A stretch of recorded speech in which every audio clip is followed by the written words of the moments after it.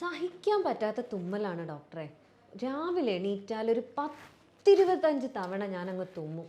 കുളിക്കാൻ പോലും പറ്റുന്നില്ല ഈ തുമ്മൽ കാരണം എന്നുള്ള ബുദ്ധിമുട്ടുള്ളവരാണോ നിങ്ങൾ? ഇത്തരത്തിൽ ഒരുപാട് പേഷ്യൻസ് നമ്മളെടുത്ത് ഹോസ്പിറ്റലിൽ വരാറുണ്ട്. എങ്ങനെയെങ്കിലും എൻ്റെ ഒരു തുമ്മലൊന്ന് മാറ്റി തരണേന്ന് പറഞ്ഞിട്ട്. ഒരു വഴിക്ക് ഇറങ്ങാൻ പറ്റുന്നില്ല. ഒരു സദസ്സിൽ ഇരുന്ന് കഴിഞ്ഞാൽ മൂക്ക് ചൊറിച്ചിൽ, കണ്ണ് ചൊറിച്ചിൽ കാരണം എനിക്ക് അവിടെ നിന്ന് എണീറ്റ് പോകേണ്ട സാഹചര്യം വരിക. എപ്പോഴും ഒരു ഹാൻഡ് കർച്ചീഫ് കൊണ്ട് നടക്കേണ്ടി വരുന്ന ഒരവസ്ഥ. ആളുകളുടെ മുന്നിൽ ഒരു കോൺഫിഡൻസ് ഇല്ലായ്മ വരികയാണ്. എപ്പോഴും ഈ മൂക്കിൽ നിന്ന് ഇങ്ങനെ മൂക്ക് ചൊറിയാണ്, മൂക്കിൽ നിന്ന് ഓരോ ലിക്വിഡ് വരികയാണ്, അതേപോലെ തുമ്മിയിരിക്കുകയാണ്. ഞാൻ ഒരു പ്രസൻറ്റേഷൻ ചെയ്യണം എന്ന് ആഗ്രഹിച്ചാൽ പോലും അത് കംപ്ലീറ്റ് ചെയ്യാൻ പറ്റുന്നില്ല. കാരണം ഒരു AC റൂമിൽ എനിക്ക് ഇരിക്കാൻ പറ്റാത്ത സാഹചര്യമാണ് എന്നൊക്കെ ബുദ്ധിമുട്ട് പറയാറുണ്ട്. ഇത്തരത്തിലുള്ള ബുദ്ധിമുട്ടിന്, ഇങ്ങനെയുള്ള ഒരു അലർജീനെ എങ്ങനെ നമുക്ക് പിടിച്ചു കെട്ടാം, അല്ലെങ്കിൽ എന്തൊക്കെ ചെയ്തു കഴിഞ്ഞാൽ നമുക്ക് ഇതിനെ നമ്മളുടെ വരുതിയിൽ വരുത്താൻ കഴിയും എന്നുള്ളതാണ് ഈ വീഡിയോയിൽ ഇന്ന് നമ്മൾ ഡിസ്കസ് ചെയ്യുന്നത്. അതേപോലെ ഈ വീഡിയോയിൽ നമ്മൾ ഇനി പറയാൻ പോകുന്നത് ഇതിനെ ഭയങ്കരമായിട്ട് വരുന്ന തുമ്മലിനെ എങ്ങനെ കൺട്രോൾ ചെയ്യാൻ പറ്റും, ഇതിന് പറ്റുന്ന ഏറ്റവും ബെസ്റ്റ് ആയിട്ടുള്ള ഒറ്റമൂലി എന്താണ്, നിർത്താതെ ചുമ വരികയാണ്, ഇതിനെങ്ങനെ നമുക്ക് പെട്ടെന്ന് സ്റ്റോപ്പ് ചെയ്യാൻ പറ്റും എന്നുള്ളതൊക്കെയാണ്. ഞാൻ doctor Hiba Abdul Majeed, doctor Basil's homeo hospital, Pandikkad, Malappuram ജില്ല. അപ്പം നമ്മൾ ആദ്യം തന്നെ എന്താണ് അലർജി എന്ന് നോക്കുകയാണെന്നുണ്ടെങ്കിൽ ഒരുപക്ഷെ നിങ്ങൾക്ക് എല്ലാവർക്കും അറിയുന്നുണ്ടാവും, എക്സ്പീരിയൻസ് ചെയ്ത ആളുകൾക്ക് പ്രത്യേകിച്ച്. നമ്മളുടെ ശരീരം മറ്റൊരാൾക്ക് നോർമലായിട്ട് തോന്നുന്ന കാര്യങ്ങൾ നമ്മളുടെ ശരീരത്തിലേക്ക് കിടക്കുമ്പോൾ, വേണമെങ്കിൽ അതൊരു ഭക്ഷണമാവാം, അല്ലെങ്കിൽ എന്തെങ്കിലും ഒരു പൊടിയാവാം, അല്ലെങ്കിൽ പുകയാവാം, ഓവറായിട്ട് റിയാക്ട് ചെയ്യുന്നതിനാണ് നമ്മൾ അലർജി എന്ന് പറയുന്നത്. ഇപ്പോൾ ചില ആളുകളുടെ കേസിൽ എടുക്കുകയാണെന്നുണ്ടെങ്കിൽ ഒരു റൂമിൽ കയറി കഴിഞ്ഞാൽ, അല്ലെങ്കിൽ ഒരു പൂ മണത്ത് കഴിഞ്ഞാൽ, അല്ലെങ്കിൽ ഒരു പുകയുള്ള സ്ഥലത്ത് കയറി കഴിഞ്ഞാൽ, അല്ലെങ്കിൽ ഭയങ്കരമായിട്ട് അടച്ചു പൂട്ടിയിട്ടൊരു വീട്ടിലേക്ക് ഡോറ് തുറന്ന് കാല് കുത്തുന്ന നിമിഷം അവർക്ക് ഭയങ്കര തുമ്മലുണ്ടാവും. ഒരു പക്ഷേ അവിടെ പൂപ്പലുള്ളതും ഉണ്ടാവും. അപ്പം സാധാരണഗതിയിൽ അത്തരം ചെറിയൊരു റിയാക്ഷൻ ഉണ്ടാവും. ചിലപ്പോൾ ഒരു 1-2 തവണ തുമ്മി എന്ന് വരാം. പക്ഷെ ചില ആളുകൾക്ക് അതൊരു 10-20 തവണ നിർത്താണ്ട് ഒറ്റ സ്ട്രെച്ചിൽ തുമ്മുന്നൊരവസ്ഥയാണ്. അപ്പോൾ ഇവിടെ എന്താ സംഭവിക്കുന്നതെന്ന് വെച്ചാൽ, ഇത്തരത്തിലുള്ള ഈ ഒരു പദാർത്ഥം നമ്മുടെ ശരീരത്തിലേക്ക് കയറുമ്പം ഇത് നമ്മുടെ ശരീരത്തിൽ പല രീതിയിലുള്ള കെമിക്കൽ റിയാക്ഷൻസ് ഉണ്ടാക്കുന്നുണ്ട്. അപ്പോൾ സ്വാഭാവികമായിട്ടും ഈ ഒരു റിയാക്ഷൻ്റെ പിന്നോടിയായിട്ടാണ്, അല്ലെങ്കിൽ ഈ ഒരു റിയാക്ഷൻ കാരണമാണ് നമ്മൾക്ക് ഈ തരത്തിലുള്ള അലർജിക് സിംറ്റംസ് വരുന്നത്. അത് പലർക്കും പല രീതിയിലാണ്. ഇപ്പം ചില ആളുകൾക്ക് ഭക്ഷണം കഴിച്ചു കഴിഞ്ഞാൽ, ഭക്ഷണം എന്ന് പറയുന്നത് മീൻ, കടല, ചെമ്മീൻ, പ്രത്യേകിച്ച് ചെമ്മീൻ, അതേപോലെ ഷെൽ ഫിഷസ് എന്ന് പറയും, നമ്മുടെ കടുക്കൊക്കെ പറയുന്ന, കടൽ കക്ക ഒക്കെ പറയുന്ന, അതൊന്നും പറ്റാത്ത ആളുകളുണ്ട്. അത് കഴിച്ചു കഴിഞ്ഞാൽ തന്നെ ചിലർക്കത് ഭയങ്കരമായിട്ട് തല കറങ്ങുക, ശ്വാസം കിട്ടാതെ ആവുക, അല്ലെങ്കിൽ ഫുള്ള് വായ മൊത്തം തൊലി പോയിട്ട് കിടക്കുക, അല്ലെങ്കിൽ വായയിലെല്ലാം തൊട്ട് കഴിഞ്ഞാൽ മുറിവുള്ളത് പോലെ തോന്നുക, ഫുള്ള് ഇവിടെ ഈ ഒരു ഭാഗം മൊത്തം എന്തോ പഞ്ഞിയിട്ട് മൂടിയ പോലെ തോന്നുക, ശ്വാസം കിട്ടാത്തൊരവസ്ഥ വരിക. ചില ആളുകൾക്ക് മരണം വരെ സംഭവിക്കാറുണ്ട്. അതേപോലെ മറ്റൊരു കേസ് എന്ന് പറയുകയാണെന്നുണ്ടെങ്കിൽ മരുന്നാണ്. നിങ്ങൾ ശ്രദ്ധിച്ചിട്ടുണ്ടാവും, ആൻറ്റിബയോട്ടിക്സ് എടുക്കുന്നതിന് മുന്നേ നഴ്സുമാർ നിങ്ങളുടെ കയ്യിൽ മാർക്ക് ചെയ്തിട്ട് ഒരു ചെറിയ ഡോസ് മാത്രം അവിടെ ആദ്യം തരും. അതൊരു മണിക്കൂർ കഴിഞ്ഞ്, അല്ലെങ്കിൽ ഇത്ര ടൈം കഴിഞ്ഞ് അതിലെന്തെങ്കിലും റിയാക്ഷൻ ഉണ്ടോ ഇല്ലയോ എന്ന് ഉറപ്പ് വരുത്തിയിട്ട് മാത്രമാണ് പലപ്പോഴും പല മരുന്നുകളും നിങ്ങൾക്ക് അവർ കുത്തിവെച്ച് തരാറുള്ളത്. ഈ അടുത്തൊരു കേസ് ഉണ്ടായിരുന്നു. ഞാൻ കോളേജിൽ പഠിക്കുന്ന ടൈമിൽ അവിടെ ഉള്ളൊരു കുട്ടി പാരസെറ്റമോളിലാണ് എന്നാണ് എൻ്റെ ഒരു വിശ്വാസം. പാരസെറ്റമോൾ ആയിരുന്നു അന്ന്. ആ കുട്ടിക്ക് ഭയങ്കര അസഹനീയമായ തലവേദനയായിരുന്നു. കുട്ടി പാരസെറ്റമോൾ എടുത്ത് കഴിച്ചു. അതുവരെ കഴിച്ചിട്ടുണ്ടായിരുന്നില്ല, അന്ന് അത് സഹിക്കാൻ പറ്റാത്തതുകൊണ്ട് കഴിച്ചതായിരുന്നു. ആ കുട്ടി ഹോസ്റ്റലിലേക്ക് നടന്നത്, ആ റൂം വിട്ട് ഹോസ്റ്റലിലേക്ക് എത്തിയിട്ടില്ല, അതിന് മുന്നേ ആ കുട്ടി കുഴഞ്ഞു വീണ് മരിച്ചു എന്നുള്ളതാണ്. കാരണം ആ കുട്ടിക്ക് ഭയങ്കരമായിട്ടുള്ള ശ്വാസം കിട്ടാത്ത പോലെയുള്ള റിയാക്ഷൻസ് വന്ന് അതായത് ഈ ഒരു ഭാഗം, ഈ ഒരു മൂക്കിൻ്റെ താഴെയുള്ള തൊണ്ടയുടെ ഭാഗത്തു നിന്ന് ഇവിടെ ഒരു ഭാഗത്താണ് ആക്ച്വലി നമ്മൾ ശ്വാസകോശത്തിൻ്റെ ആ ഒരു ഫസ്റ്റ് പൈപ്പ് കിടക്കുന്നത്. ആ ഒരു ഭാഗത്തിൻ്റെ അവിടെ ഫുള്ളായിട്ട് ആൾക്ക് അലർജിക് റിയാക്ഷൻസ് വന്ന് ആൾക്ക് ശ്വാസം കിട്ടാതെ ആൾ മരിക്കുകയാണ് ചെയ്തത്. അപ്പോൾ ഇത്തരത്തിലുള്ള ഒരുപാട് റിയാക്ഷൻസ് നമ്മുടെ ശരീരത്തിൽ സംഭവിക്കുന്നുണ്ട്. അപ്പോൾ അതിൽ മെയിനായിട്ട് അലർജൻസ് എന്ന് പറയണം, അല്ലെങ്കിൽ നമ്മൾക്കൊരു അലർജിക് റിയാക്ഷൻ തരാൻ പറ്റുന്ന സാധനങ്ങളാണ് നേരത്തെ ഞാൻ പറഞ്ഞിട്ടുണ്ടായിരുന്നത്. അപ്പം പൊതുവെ നമ്മളൊരു ഫസ്റ്റ് റിയാക്ഷൻ എന്ന് പറയുന്നത് തുമ്മലാണ്. തുമ്മൽ മാത്രമല്ല, ഇപ്പം പറഞ്ഞ പോലെ ചിലർക്ക് മൂക്ക് നന്നായിട്ട് ചൊറിയും, ചിലർക്ക് കണ്ണ് നന്നായിട്ട് ചൊറിയും, കണ്ണ് നന്നായിട്ട് ചുമക്കുകയൊക്കെ ചെയ്യും. അപ്പോൾ ഇതിനെങ്ങനെയാണ് നമുക്ക് കൺട്രോൾ ചെയ്യാൻ പറ്റുകയെന്ന് നോക്കുകയാണെന്നുണ്ടെങ്കിൽ ആദ്യം പറയാനുള്ളത്, ആദ്യം നമ്മളുടെ തുമ്മലിന് കാരണമായിട്ടുള്ള കാരണങ്ങൾ എന്താണെന്ന് കണ്ടെത്തുക എന്നുള്ളതാണ്. അതിന് ഫസ്റ്റ് നമുക്ക് വേണ്ടതെന്ന് വെച്ചാൽ നമുക്ക് തന്നെ നമ്മളുടെ ചുറ്റുപാടുകളായിട്ട് ആ ഒരു എക്സ്പോഷറിനെ കുറിച്ച് നല്ല ബോധം ഉണ്ടാവണം എന്നുള്ളതാണ്. അതിന് ഏറ്റവും ബെസ്റ്റ് എന്ന് പറയുന്നത് നമ്മളൊരു ഡയറി കീപ്പ് ചെയ്യുക എന്നുള്ളതാണ്. കാരണം എന്താണെന്ന് വെച്ചാൽ പലപ്പോഴും പല ആളുകൾക്ക് ചോദിച്ചു കഴിഞ്ഞാൽ അലർജിക് ആണോ, എനിക്കറിയില്ല ഡോക്ടർ, അങ്ങനെ ഒരു അലർജി എനിക്ക് മുന്നേ തോന്നിയിട്ടില്ല എന്ന് പറയുന്ന ആൾക്കാരുണ്ട്. പക്ഷേ അവരുടെ ടെസ്റ്റുകളൊക്കെ നോക്കുമ്പം തീർച്ചയായിട്ടും അവർ അലർജിക് ആണ് എന്നുള്ള റിയാക്ഷൻസ് ആണ് കാണിക്കുന്നുണ്ടാവുക. അപ്പോൾ ഇതിന് വേണ്ട എന്താണെന്ന് വെച്ചാൽ നിങ്ങൾ നിർബന്ധമായിട്ട് ഒരു അലർജിക് ഡയറി നിങ്ങൾ കീപ്പ് ചെയ്യുക. അതായത് ആ ഒരു ഡയറിയിൽ നിങ്ങൾക്ക് ഈ ഒരു സിംറ്റം വരുന്നതിൻ്റെ തൊട്ട് മുന്നേ നിങ്ങൾ എന്തൊക്കെ എക്സ്പോഷേഴ്സാണ് ഉണ്ടായിട്ടുള്ളത്, നിങ്ങൾ എവിടെയെങ്കിലും യാത്ര പോയോ, എന്തെങ്കിലും കഴിച്ചോ, പുതിയതായിട്ട് എന്തെങ്കിലും ട്രൈ ചെയ്തോ, എന്തെങ്കിലും ആ ഒരു സ്ഥലത്ത് പുതിയ മണങ്ങളോ അല്ലെങ്കിൽ വേറെ എന്തെങ്കിലും എക്സ്പോഷേഴ്സ് നിങ്ങൾക്ക് ഉണ്ടായിട്ടുണ്ടോ എന്നുള്ളതൊക്കെ നിങ്ങൾ ആ ഒരു ബുക്കിൽ നോട്ട് ചെയ്യാം. അത് എപ്പോൾ നിങ്ങൾക്ക് ഇങ്ങനത്തെ റിയാക്ഷൻസ് വരികയാണെങ്കിലും അത് നോട്ട് ചെയ്യുന്നുണ്ട് എന്നുള്ളത് ഉറപ്പ് വരുത്തുക. ഇങ്ങനെ നിങ്ങൾ നോട്ട് ചെയ്യുമ്പോൾ എന്താ സംഭവിക്കുന്നതെന്ന് വെച്ചാൽ കുറച്ച് കഴിഞ്ഞ് നിങ്ങൾക്ക് നോക്കുമ്പോൾ മനസ്സിലാവും. ഒരു 2-3 തവണ ഇങ്ങനെ ഒരു ഡയറി നിങ്ങൾ കീപ്പ് ചെയ്ത് നോക്കുകയാണെന്നുണ്ടെങ്കിൽ നിങ്ങൾക്ക് മനസ്സിലാവും വലിയൊരു കോമൺ ആയിട്ടുള്ളൊരു ഫാക്ടർ ഉണ്ടാവും. അതായിരിക്കാം ചിലപ്പോൾ നിങ്ങളുടെ അലർജൻ എന്ന് പറയുന്നത്. അതായത് നിങ്ങൾക്ക് ഇങ്ങനത്തെ അലർജിക് റിയാക്ഷൻസ് തരുന്ന ഈ ഒരു കാര്യമായിരിക്കണം. അപ്പോൾ അത് ചിലർക്ക് വെറും തണുപ്പായിരിക്കും.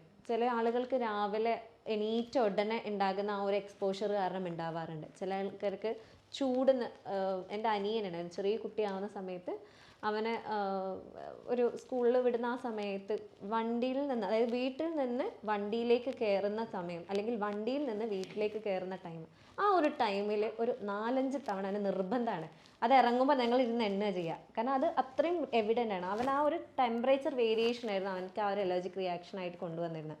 അതായത് ആ ഒരു തണുപ്പ് നിന്ന് ചൂടിലേക്ക് അല്ലെങ്കിൽ ചൂടുന്ന തണുപ്പിലേക്കുള്ള ആ പെട്ടെന്ന് ഉണ്ടാകുന്ന ആ ചേഞ്ച് ആയിരുന്നു അവനൊരു തുമ്മൽ ഉണ്ടാകാനുള്ള കാരണം ഉണ്ടായിരുന്നു.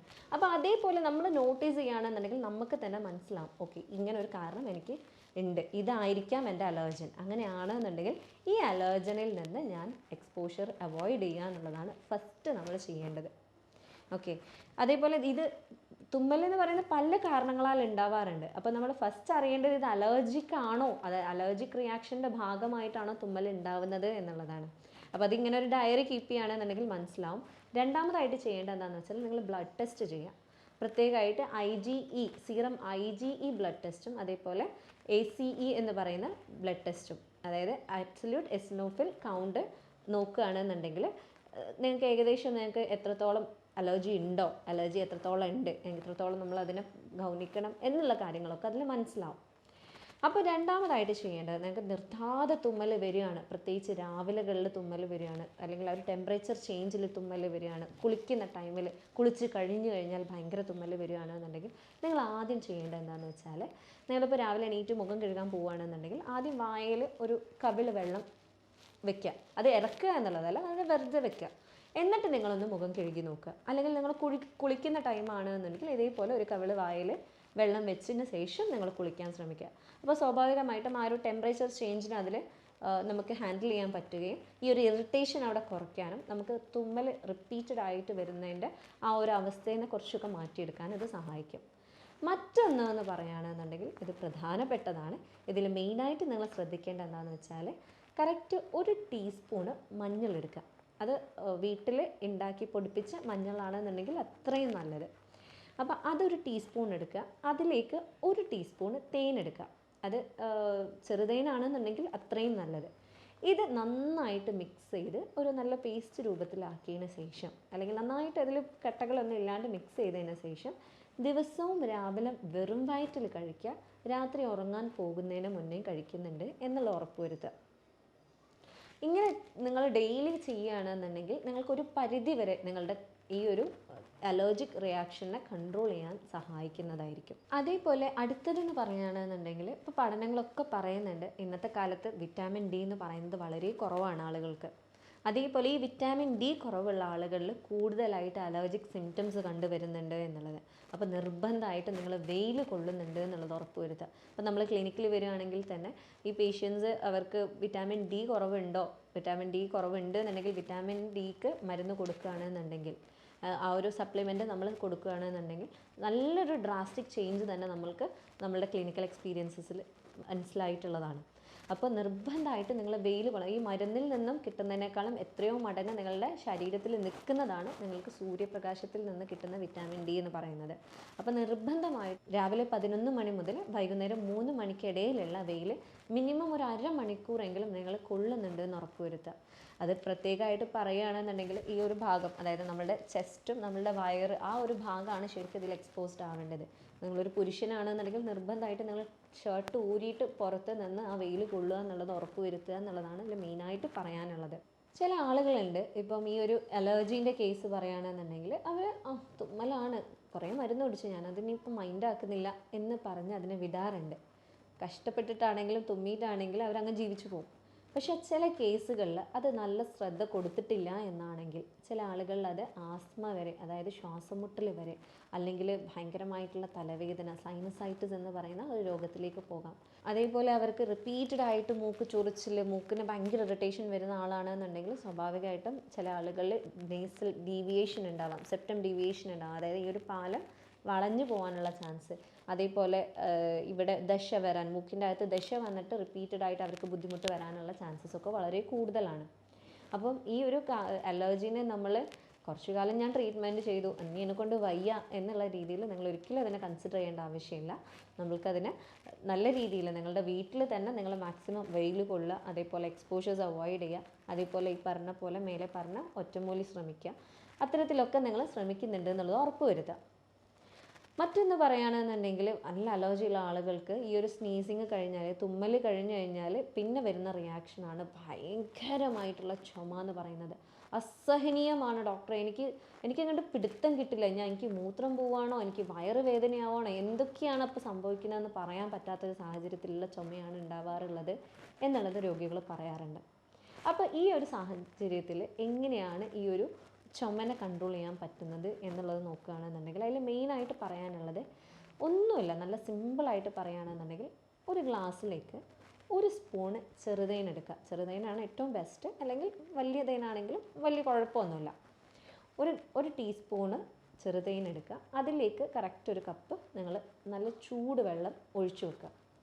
ഇത് രണ്ടും നന്നായിട്ട് മിക്സ് ചെയ്തതിന് ശേഷം ഇതൊന്ന് ആറിയ ശേഷം ഒരു എന്താ പറയുക, ഒരു കുടിക്കാൻ പറ്റുന്ന പരുവത്തിലായിട്ട്, വല്ലാണ്ട് ചൂടുണ്ടാവാൻ പാടില്ല, ഒരു നോർമൽ ടെമ്പറേച്ചറിലേക്ക് ഏകദേശം വന്നു കഴിഞ്ഞാൽ നിങ്ങളത് ഇടയ്ക്കിടയ്ക്കായിട്ട് കുടിക്കുന്നുണ്ട് എന്നുള്ള ഉറപ്പ് വരുത്തുക. ചൂടുള്ളപ്പോൾ ഒരു കാരണവശാലും നിങ്ങൾ കുടിക്കരുത്, നിങ്ങൾക്കൊരു പക്ഷേ ചുമ കൂടാനുള്ള ചാൻസസ് വളരെ കൂടുതലാണ്. ഇനി ഇതെല്ലാമാണെങ്കിൽ നിങ്ങൾക്ക് ഇതിൻ്റെ കൂടെ വേണമെങ്കിൽ ജിഞ്ചർ, അതായത് നമ്മളുടെ ഇഞ്ചി കൂട്ടാവുന്നതാണ്.